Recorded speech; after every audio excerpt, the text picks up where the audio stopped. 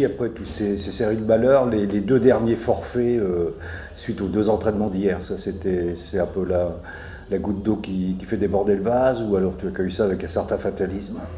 Ouais, non, c'est toujours des sentiments qui sont très mitigés. On en parlait encore avec le président avant le match. On ne sait plus si on doit en rigoler ou si on doit en pleurer. Non, aujourd'hui, on est déboussolé quoi, par tout ce qui peut se passer. Et on se demande vraiment ce qui se passe. On est peut-être en train de devenir un peu parano et essayer de trouver des raisons qui n'existent pas, ou spirituelles en tout cas, j'en sais rien.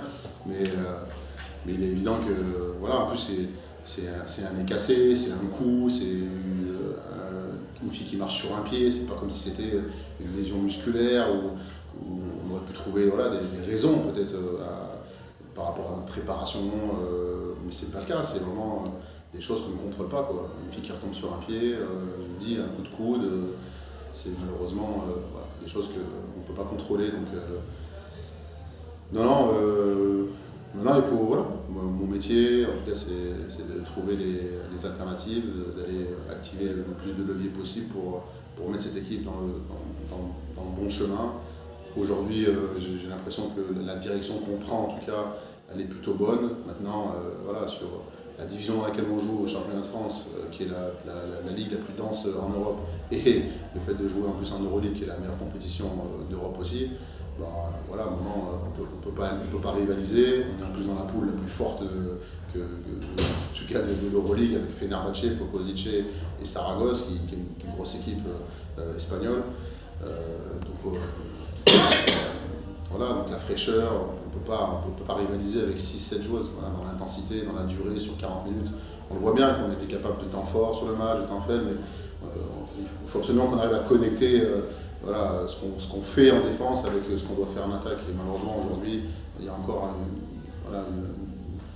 un gap entre voilà, ce qu'on fait défensivement et ce qu'on fait offensivement. Parce qu'on va être capable de faire 2-3 stops défensifs sans pouvoir les bonifier, ou marquer peut-être un peu dans l'euphorie, trouver 2-3 actions offensives où on va être capable de scorer, mais sans pouvoir faire des stops défensifs. Donc on a besoin de réguler ça. C'est ce qu'on essaie en tout cas, développer et travailler en entraînement, de pouvoir enchaîner voilà, des deux côtés du terrain des choses voilà, positives et efficaces. Alors si on fait un point rapide sur l'infirmerie, est-ce que tu penses pouvoir récupérer dans quel délai les joueuses, quoi? On va en parler longtemps si vous voulez de l'infirmerie. Non, Caroline Herriot devrait revenir après la trêve internationale, donc devrait en tout cas pouvoir être opérationnelle pour le match du 17 novembre contre Charnay. Pour les autres, on est Carla, c'est, je pense, Fener, peut-être pas encore, mais parce que c'est une belle contusion musculaire, mais certainement contre Bourges qu'elle devrait être opérationnelle, sachant qu'en plus elle a l'équipe de France pendant la trêve internationale. Maya Hirsch, je pense que son retour est prévu aux alentours de mi-décembre, et Elena, aujourd'hui, son arrêt il est indéterminé. Donc on a je pense une chance de retrouver Carla après la trêve.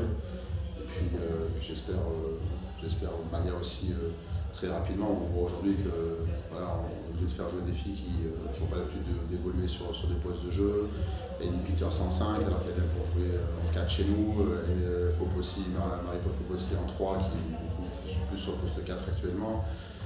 Donc voilà, donc on a rééquilibré les choses, on a fait venir Marie-Ève Paget, et bien derrière on perd.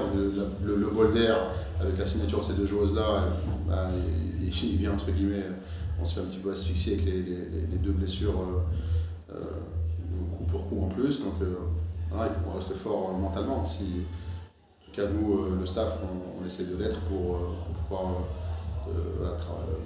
faire, en tout cas transmettre cette confiance qui va, voilà, au moment les choses vont basculer, la roue elle va tourner forcément. On a des joueuses qui ont du talent, voilà, sauf qu'on ne peut pas présager en tout cas cette préparation chaotique avec un groupe qui a été fortement remodelé. Donc on savait que notre préparation allait être quasiment très importante en tout cas pour lancer notre saison.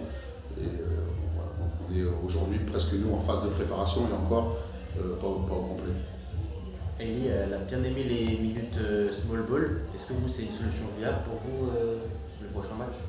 Ouais, mais sauf que Sauf qu'il y a toujours ce qui se passe de l'autre côté du terrain aussi, parce que demander à Ellie Peters de défendre sur Gatling, c'est quand même compliqué quand on voit le vrai poste 5 qu'elles ont en face. Donc ça veut dire quoi? Ça veut dire que si elle fait des fautes, je ne peux plus compter sur elle.